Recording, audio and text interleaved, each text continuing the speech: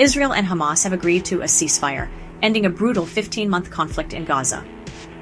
On January 15th, Qatari Prime Minister Sheikh Mohammed bin Abdulrahman Al Thani announced the agreement, which was mediated by Qatar, Egypt, and the United States. This war has been devastating, causing tens of thousands of deaths and displacing millions. So, what does this ceasefire entail? Let's break it down. The agreement follows a U.S. roadmap introduced last May and will be implemented in 3 phases. The first phase, lasting 42 days, includes an immediate ceasefire, phased Israeli troop withdrawal, and expanded humanitarian aid. Hostage exchanges will see the release of 33 Israeli hostages and hundreds of Palestinian prisoners. Residents of Gaza will finally start returning home.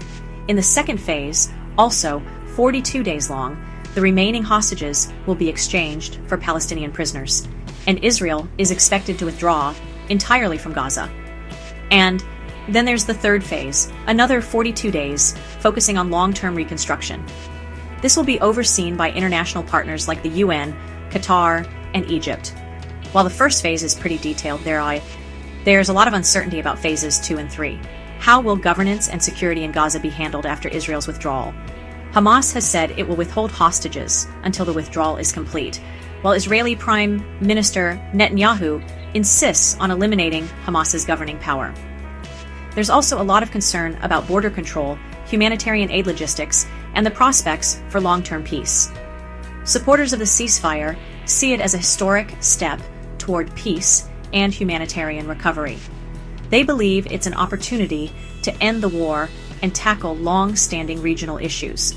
But critics are worried about unresolved governance challenges and the risk of renewed conflict. There's also potential instability in Israel's government due to political opposition to the ceasefire. And let's not forget the regional dynamics that add even more complexity. Tensions in Lebanon, Iran's potential nuclear acceleration, and instability in the West Bank all threaten the success of this ceasefire. Observers emphasize that international cooperation will be crucial to ensure long-term peace.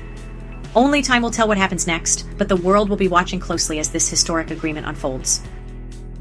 For more Christian news, subscribe to our newsletter,